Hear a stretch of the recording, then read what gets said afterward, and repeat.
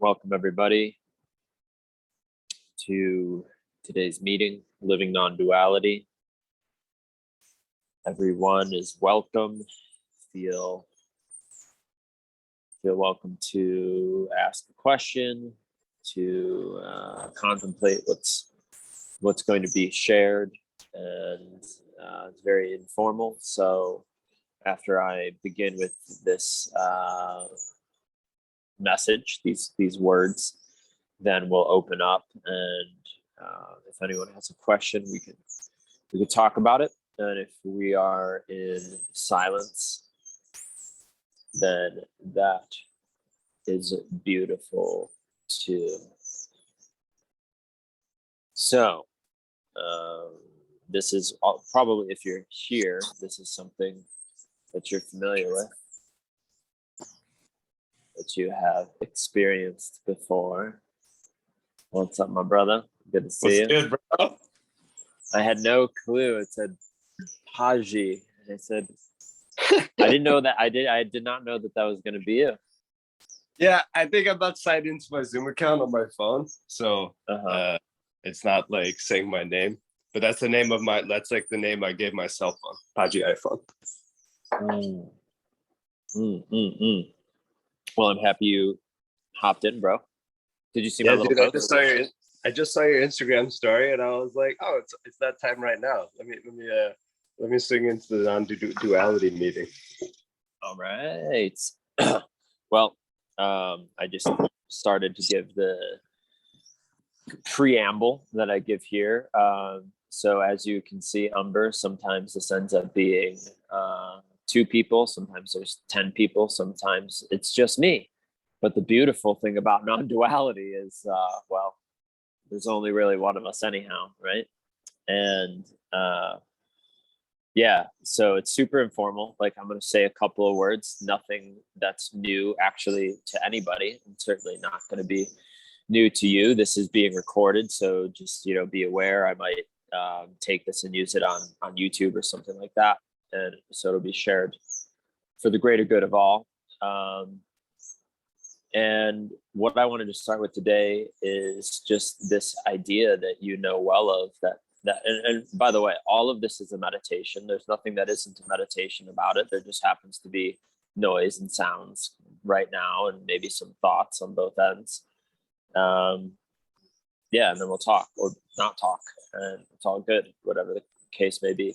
So I did a little writing on this the other day about deconstructing the mind, deconstructing a goal-oriented, happiness-seeking mind that just continues to seek and seek and seek, and then really destroying it with the truth that we are already actually there. And so this is completely hopeless, in the sense that the hope that we seek is the very eyes that we're looking through. So if I'm looking for a hopeful, better place, well, the truth is that it never gets better than the actual vision and reality that's being manifest right now. Said another way, we're already actually completely free and at one with all of the entire universe. Science is now even proving this and pointing it out. And at the same time, there still arises the apparently separate me. Sometimes there's the apparently separate feelings of uncomfortability, of ecstatic joy and happiness. But all these are just states that come and go and arise and pass. And you, me, the I that I am, is eternal, and is really what is aware. It is the awareness that is aware of every thought, every word, the same I that was here when I was born is the same I that's here now, and the same I that is always and forever. And so duality, this is an interesting thing. It's not that duality no longer appears for me or for any other being. Like, again, this is why my favorite word is extraordinary. This literally is just it's a whole lot of extra ordinariness. And so I've had multiple moments, glimpses over the past 3 or 4 years where I'm sitting there and I go, oh my God, nothing's happening. Except this time, nothing really happened. Like this time, nothing really, or did nothing maybe not happen? And so nothing's different. I look around, my parents' clock is ticking, or I'm sitting out here in Costa Rica with Umber and whoever else watches this recording. And so there's a really great quote by this poet. He says something like, the world will go into a massive revolution when somebody looks at a blade of grass and realizes what's actually going on. And so that is to bring back full circle to the duality. It's like non-duality means Advaita Vedanta, which means not two. So it's just the way of like the subject here, the object there, or you there, me there. It's still always appearing because everything gets to appear in the nothingness and the everythingness that is you and me. And so a lot of the time, I shouldn't say a lot of the time, some of the time people will ask like, okay, well, yeah, so what? Like, great. So what? So and now what do I do about it? And it's like, okay, well then that is usually where there's an intellectual understanding, because when you feel and you know yourself to be this, which is no other than what we have only ever always been, but knowingly, knowing not the gnosis by intellect, but the knowing by feeling and sharing and being and seeing my brother here, seeing anyone as, there's a big difference between intellectually knowing like, yeah, well, I'm now one, but my relationship still sucks, or I'm still broke, or whatever, and the physical world reality problems are just problems, whatever, situations, circumstances, substances, events, innumerable. But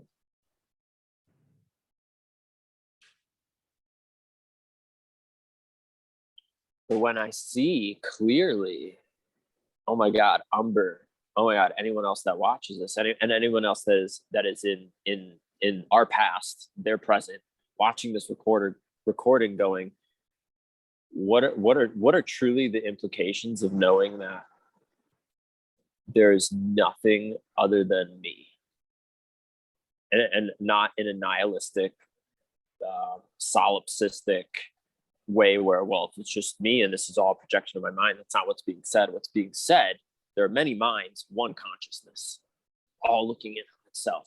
And then so when we realize it's all the same consciousness, how the fuck could I ever even think of harming another being? Because I'm only ever harming myself. And there's just a huge amount of compassion. And what I'm also working with right now is that the part of the function of the world appearing as Umber, as Jessica, as Felipe, as Philip, as Fred, as Tiffany, as Sarah, as Tom, and all the other beings that Bernard. Imagine if just, what is it? Bernardo Castrop might watch this. Kanye West, whoever else watches this. I mean, I can only imagine if all those beings named that watch this. Even if one being did happen to have that name and watch this, they might be like, what? Well, I already said Umber and Christopher. Anyhow, where was I? Let's bring this back for a moment. So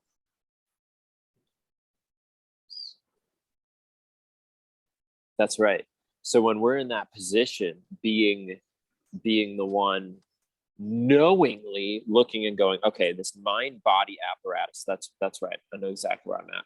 This mind-body apparatus is really good to keep the appearance of separation, so that when Umber drinks his tea, or that when I drink my tea, I don't pour it all over my head or go try and put it in somebody else's mouth. So that's still totally appearing, and it's very useful, but only useful for survival, but beyond survival, to keep celebrating, because I came here for a reason, like genuinely for 1,000,000% a reason. Umber's here for a reason. Kanye West is here for a reason. Tiffany's here for a reason. Bernard's here for a reason. We're all here for a reason. And that reason is not something that needs to be discovered or looked for. It's the very essence of the fact that you're fucking here, that I'm here. And furthermore, that's to be celebrated. And the function that I'm now exploring that I'll end off with, and then we can dialogue a little bit if we want to, or just like eye gaze for 30 minutes, whatever works, is that one of the functions of apparent separateness, of apparent you me-ness, of apparent othering, one of the maybe the grand function is forgiveness.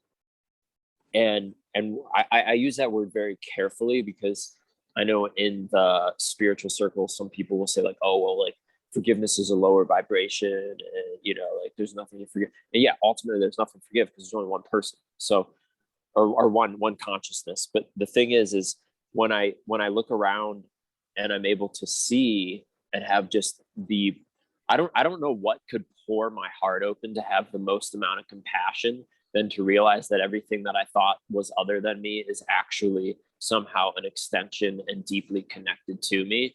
And so really, I'm only compassionately forgiving myself into remembering that all of the things that I judged or misperceived as other than me actually is me. And especially me, including my mind-body function, actually is me. Me being another word for I, or non-duality, or existence, or all that ever is, ever will be, and ever was.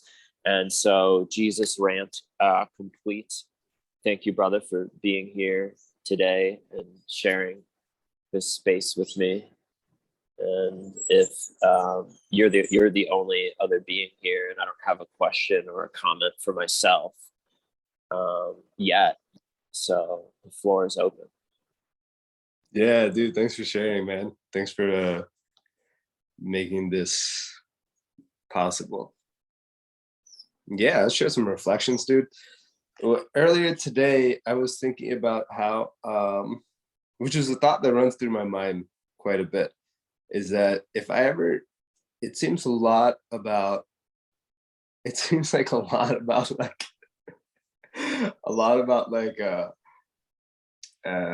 what you learn like spiritually is saying about like, don't do certain things, don't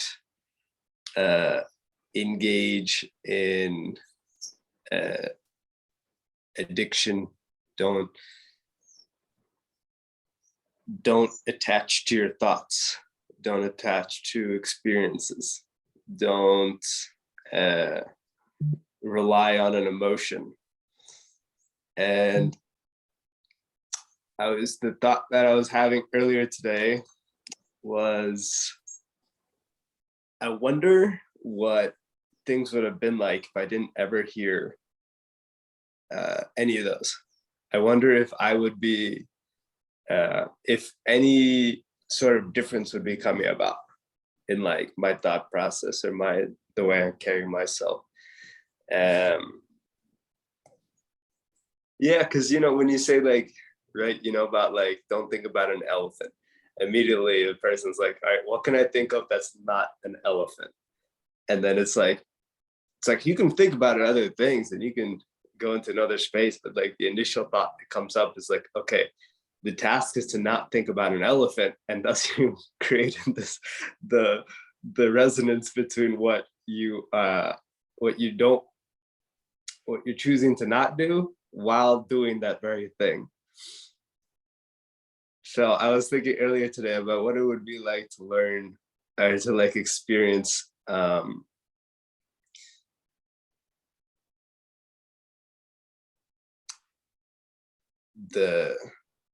different set of knowledge in which I didn't ever hear about non-attachment, or I didn't ever hear about how to live life in a more peaceful manner. Yeah, it's funky. It's funky. That's one of my new words. Funky. Funky. I love it. Oh, water. What is it? Oh, water. The tea of the river. Cold, hot, any way you like it. Do you want to dialogue a little bit about that? Because I definitely got some thoughts on what you shared. Yeah. So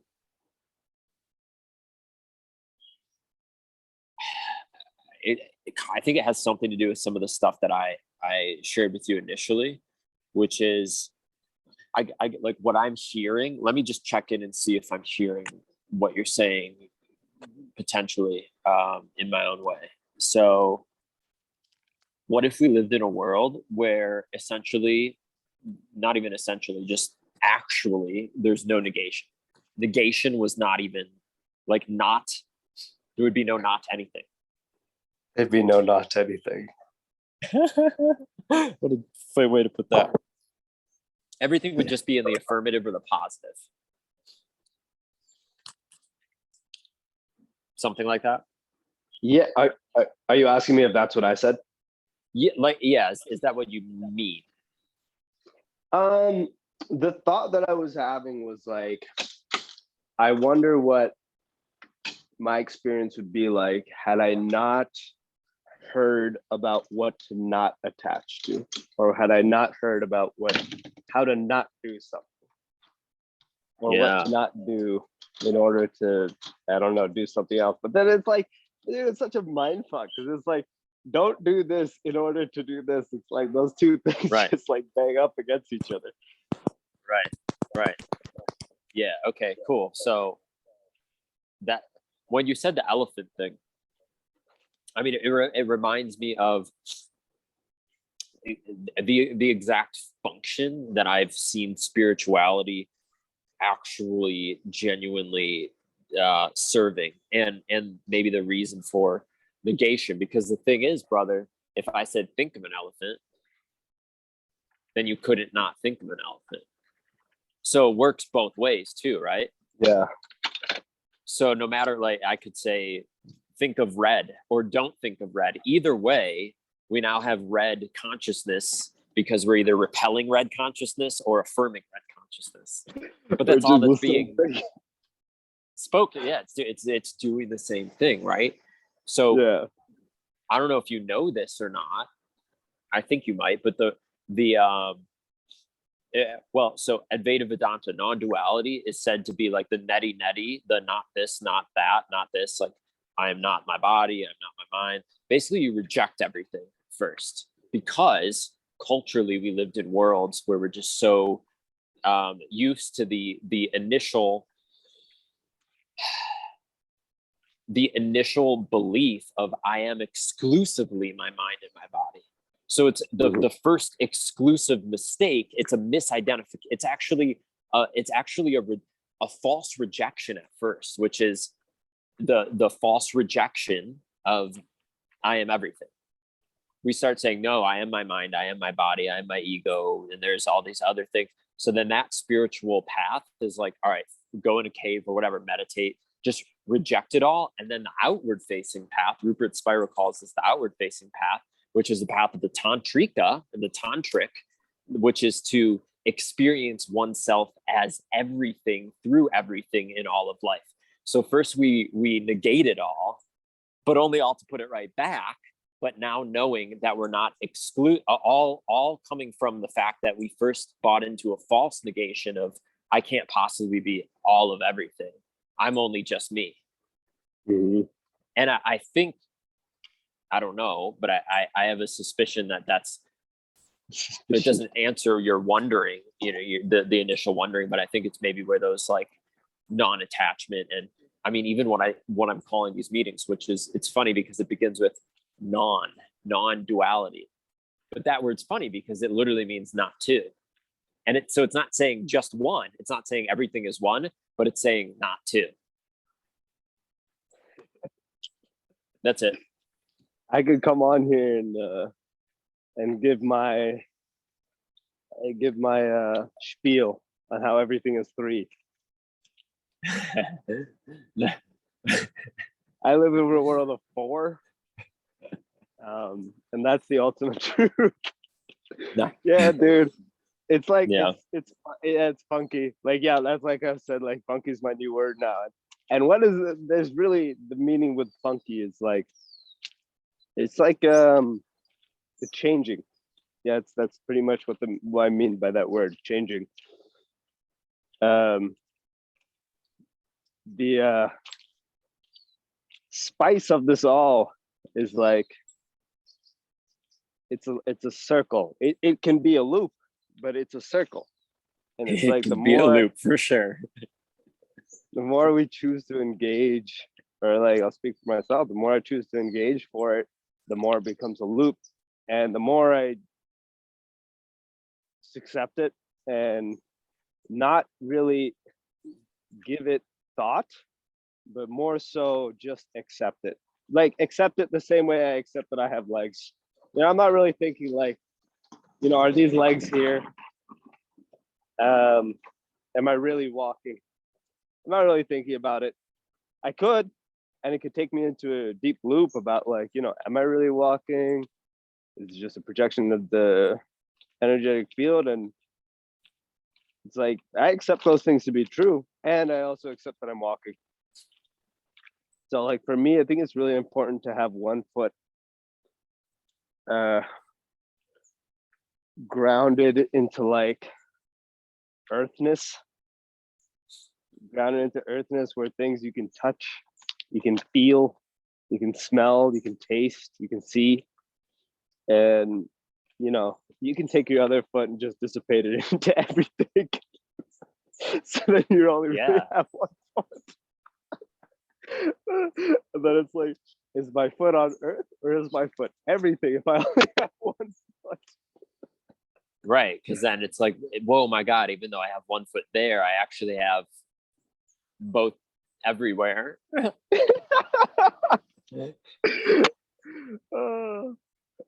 Dude, this reminded me this morning. Can you hear the river in the background, by the way? I don't think you can, but not really, but I'm walking up to my river, which is cool that you said that, because I can hear my river now, which is the same river. Well, yeah, it is the same river. And I was meditating there this morning, and so two things on what you just said. First, I've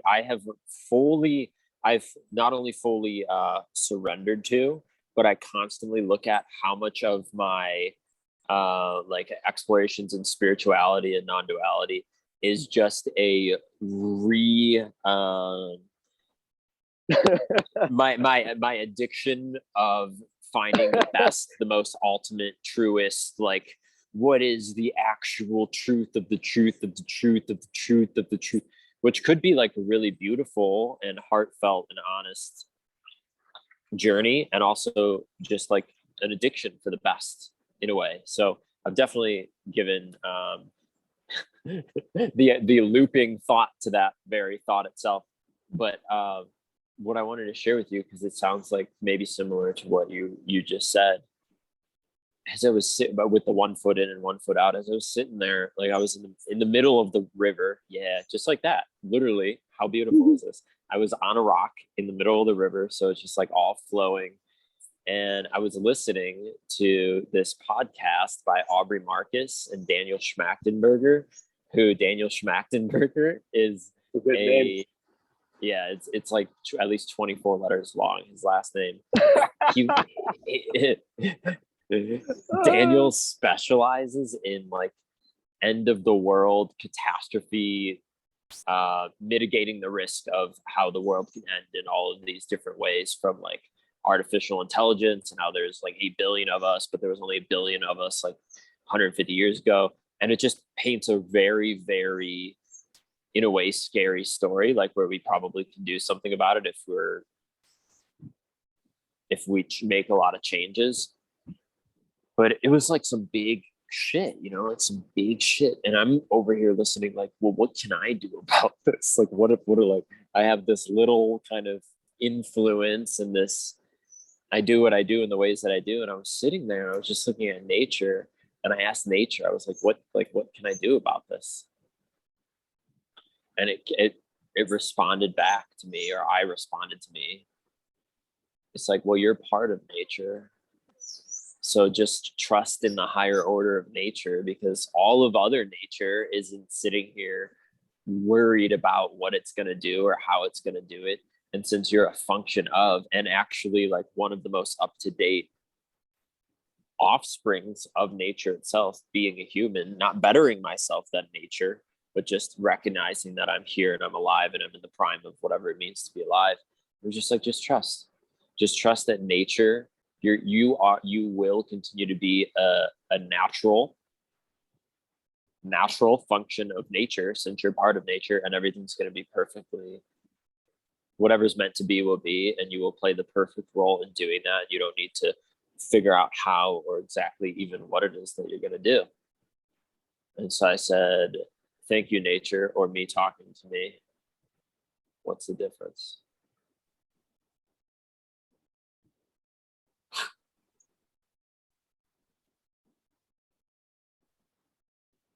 World's a funky place. Well, making sense of it is funky, at least. Yeah. World's pretty cool. Making sense of how any of it is in flow is a little bit funky. You have like Joe Dispenza takes a practice that's been around for millennia, meditation, and he applies scientific terms to it and measures different aspects of the human experience in regards to what happens before, during, after meditation, and when someone becomes a proficient meditator, when they meditate for at least an hour a day for X amount of months, and he measures, what's different in the blood. It's amazing, the data that is being shown and found, and it's like there's so much to learn and discover. I think getting in that space of just like being curious is it's like freeing, like breathing or reading? Freeing. Yeah. It's a little muffled, probably because you're down by the river. I don't know, but I can pretty much hear you. Probably because of that, but hang on, let me see if I disconnect my headphones. That'll be better. I can hear you now. Can you hear me? Yeah, you're coming in much sharper and like an Loud as alien, fuck now? but I can hear you. No, it's okay. I can't It's hear okay. you. I'll put it back up. Oh, okay.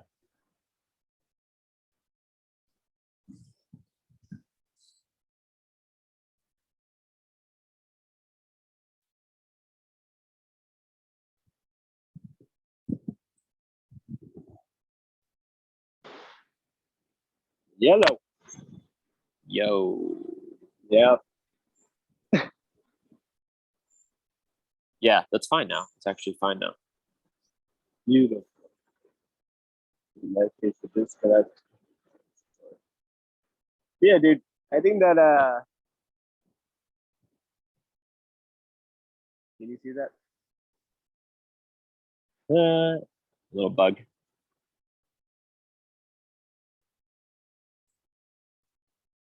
Ah! She's a little bit too ah! All right, she's a chill. But yeah, dude, finding out finding out what it is such a mind fuck. It's not a mind fuck, it's such a loop. It is. Loops are cool sometimes. They're cool, and sometimes you actually figure something out, right? Yeah. Dude, this is exactly one of the things that Daniel mentioned today, which like super resonated with me. He was talking about an inventor, and how an inventor. He said, "What is it?" Was he talking about Luthra, the inventor? No.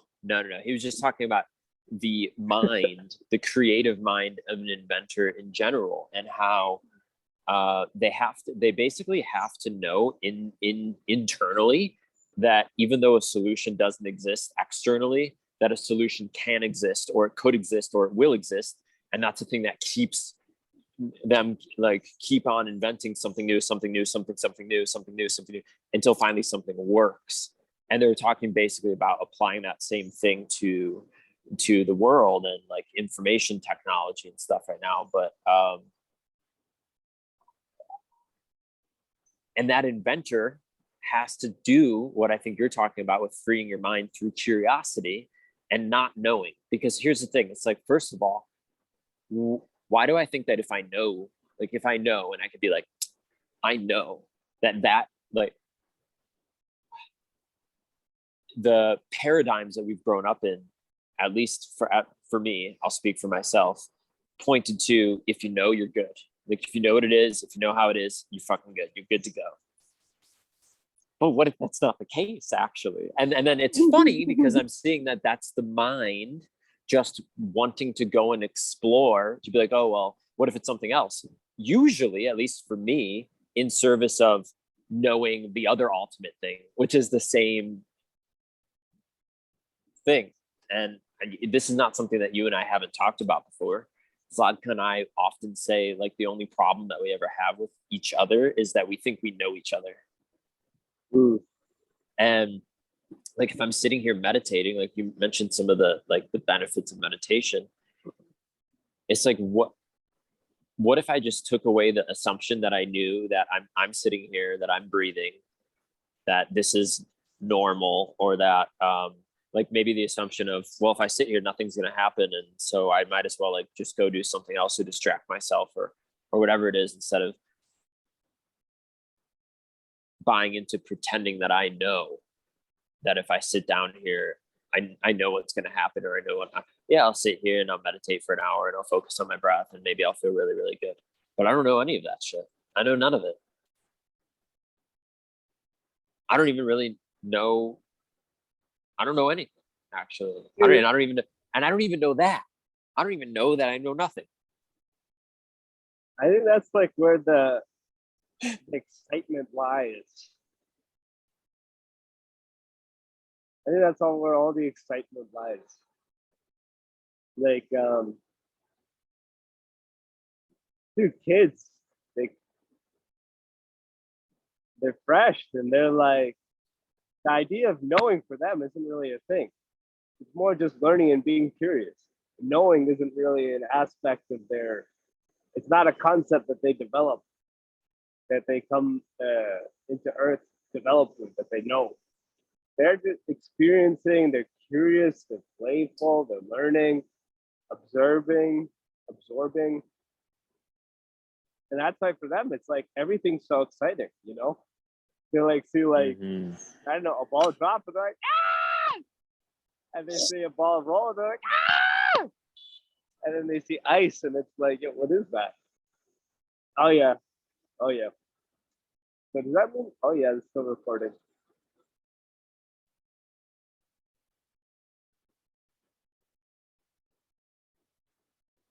The way that I think it's not about retention, but the way to see, the way of experiencing excitement, and I think a lot of like fresh emotion is not even emotion, just experience, is being curious, being playful, is absorbing, it's observing. And the one kind of aspect that lies around, or like circles around through all of that, is that if you know it, that's kind of boring then. You know, if I know what my day looks like, it's going to be boring to live it. But if I have no clue what my day looks like, and I'm like, okay, well, let's explore, let's be curious. I'm open up to so much different elements than what I'm used to, which would be no, per se. Yeah, that goes a lot into like neurolinguistic programming as well. Like how 95, 99% of our thoughts are subconscious. Well, that's amount, that frequency of thought is subconscious, and we're not really thinking about it, but it's moving through, then that's like directing us in a certain direction. If we go into the unknown, that means that there's fresh thoughts. That means that there's a fresh experience. That means that there's, oh yeah, Oh boy, he's still here. oh yeah. I was like, is it me? Yeah, it's me. I'm gonna keep going. Oh, cool. So you just kept going there, huh? Yeah, I was having a nice conversation. Beautiful. Anything you want to catch me up on, or do you feel good about what you shared? I feel pretty solid. I'm happy to share though. Is that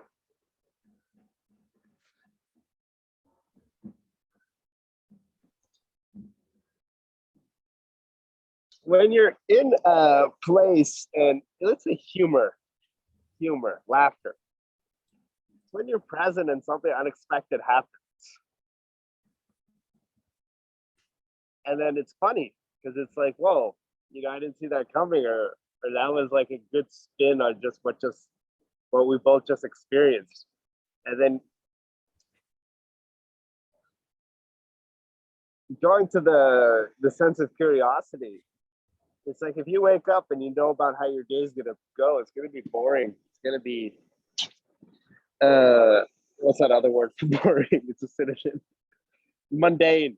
It's gonna be mundane. And if you have no idea how your day is gonna go, pretty much anything that happens is gonna be exciting. But the concept stems from the decision to know or not know. Like I can choose to know, and then things might be a bit mundane. Things might be a bit boring, repetitive, loop-like. If I choose to not know, well, whether I'm in a loop or not, I'm not going to know. So it's irrelevant if I'm in a loop or not. And whether it's mundane or not doesn't matter because it's fresh to me. Because I'm just absorbing what's around, what I'm experiencing. So the only way I get to experience mundane is if I tell myself that I know what's going on, and that I'm experiencing mundane. If I just make the decision to not know, well, I open myself up to a lot of different experiences. And the idea is like, maybe the physical experience might look the same, but the experience of it, which is what will be like sensing inside us, which is where humor comes, where a smile comes, where joy comes, where laughter comes, where grief comes, where excitement comes, ecstaticness. Not knowing is true knowledge. Presuming to know is a disease. First, realize that you are sick.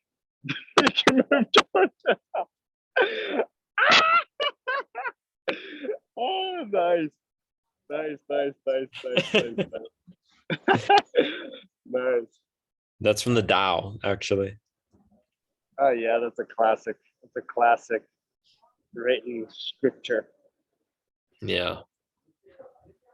Yeah, dude. Now I'm very careful about what types of philosophical conversations I'll have. You know, it used to be like I'll talk philosophy all day, all night. It's exciting, but then I was like, it's fucking boring because I told myself I was so knowledgeable about it, and I was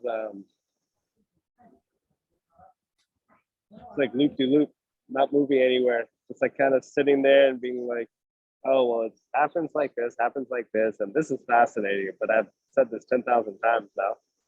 I'm like, what if I can see it known and I have zero idea what it is? Like, all right, that sounds more fun.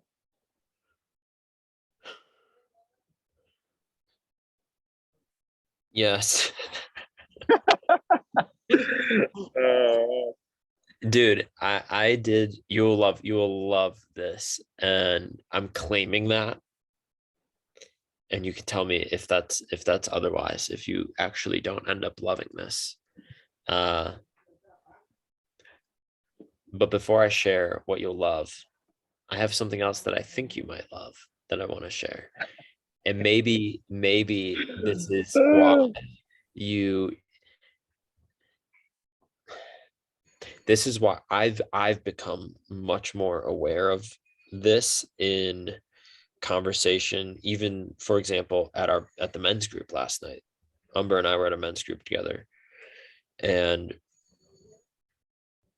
what I noticed and what I continue to notice is how often I used to desire to get another person that I'm in conversation with to want to agree with or buy into the ideas that I was talking about. And there'd be a very sophisticated, tricky way that I'd fool myself to not even fully be able to realize that that was what I was doing.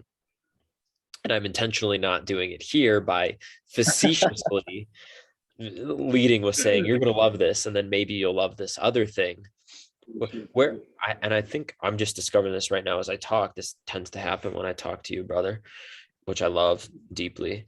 That it comes from wanting validation, but it also, I think deeper, it comes from wanting to feel a resonance with the other person. But it's for me, it's a cheap form of resonance. And it's like this cheap, superficial, like, yes, so what? Like the person maybe nodded their head, or now we both know that we're spiritual or something. I don't even know what some of the things would be, but I'm just discovering that it might be coming from looking for,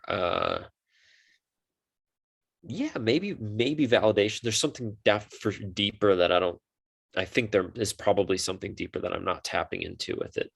That's the thing that maybe you'll love. And I don't remember the other thing that I said that you will love. So I'll leave it at that. All right. Can I offer something? What is it? Can I offer something to that thought? Yeah, please, brother. The perspective that I see on that is that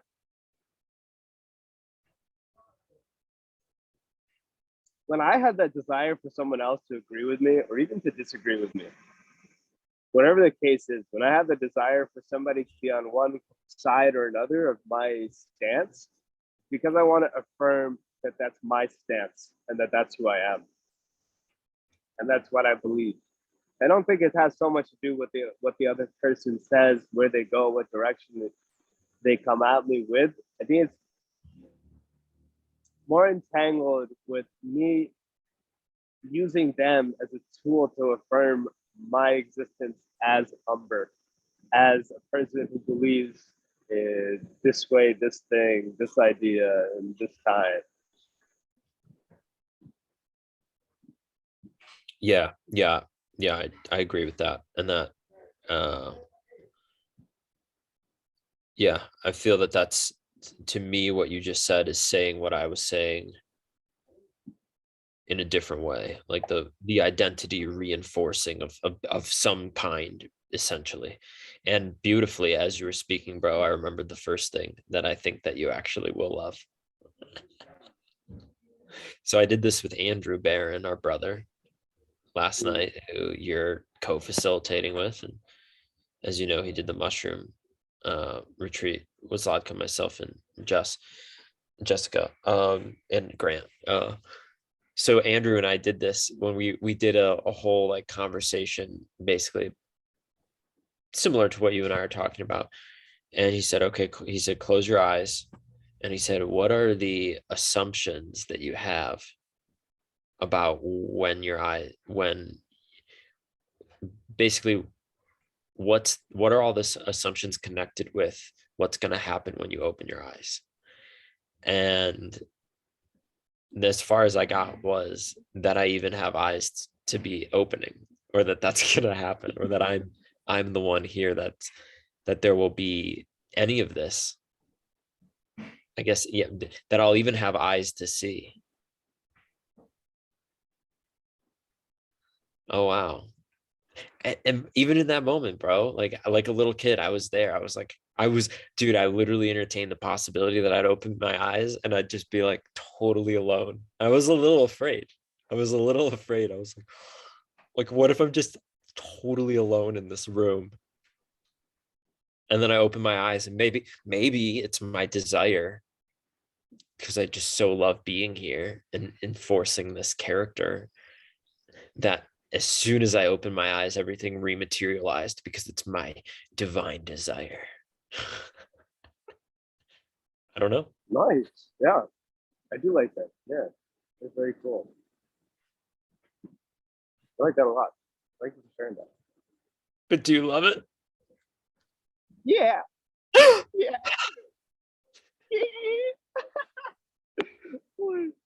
Oh, dude, I want to thank you for hanging out on here in the in between time because this kept the thing recording. So I appreciate that. Yeah, sure, bro. All right, bro. I'm gonna. Thanks for a really cool experience. It was nice to chat with you. I'm gonna sit here and meditate for a while. You Beautiful. should come down to my place and have some cafe with me later today. Pretty much anytime after 1 hour. Cool. I'll message you on WhatsApp. I'm supposed to be meeting with Andrew, but I don't know if that's happening. And if it doesn't, I'm headed right over to you. Can I walk to you? I think you walking to me is like an hour and a half. Okay. Well, we'll connect. It's a ride. It's a ride. If I could just very easily. Yeah, shoot me the pin when you're done, and then I'll message you. I'm gonna stay on here just to give my preamble, brother. If there's any other brothers that you wanted on this conversation to like this is really I've been doing this every Saturday for the past 2 months now, and I want to keep it casual and keep inviting people into it. So thank you for showing up, and if you want to share it with anyone else, it's the same Zoom link every week. I love you. Love you, bro. Peace. Thank you. Thank you. All right, so this concludes today's Living Non-Duality meeting. Let me know in the comments if you received, I was going to say if you received value from it, but yeah, if there's anything that you feel called to share or comment on with what we shared in, I'll be doing this again next week. If you did get value from this on my Instagram, which is where the Zoom link is, there's a donation button below that if you feel you want to contribute to help me to continue to share in this way about what I care most about, and what's just most true,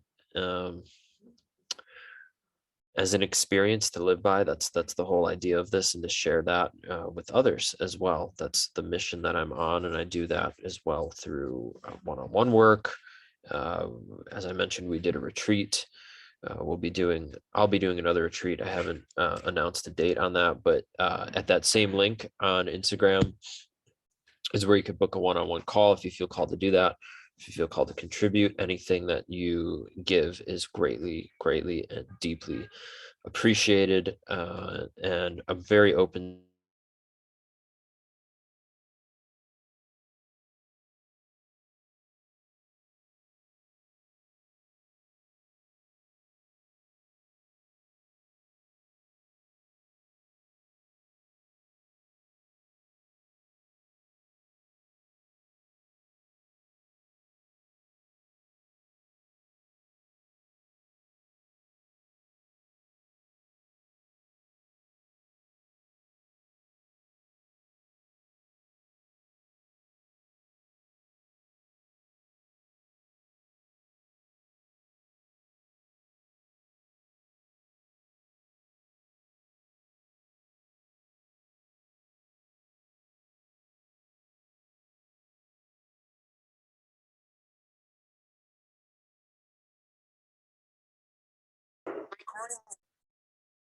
Okay, and my apologies for the interruptions. That looked like a Wi-Fi glitch before. It was my phone battery. Anyhow, wishing you a life full of the joy, the peace, the happiness that you are. always have been, and always will be. And I wish that you feel that you experience that as the truth of who and what you are now. And there's anything is possible, including living in a more peaceful, sustainable world that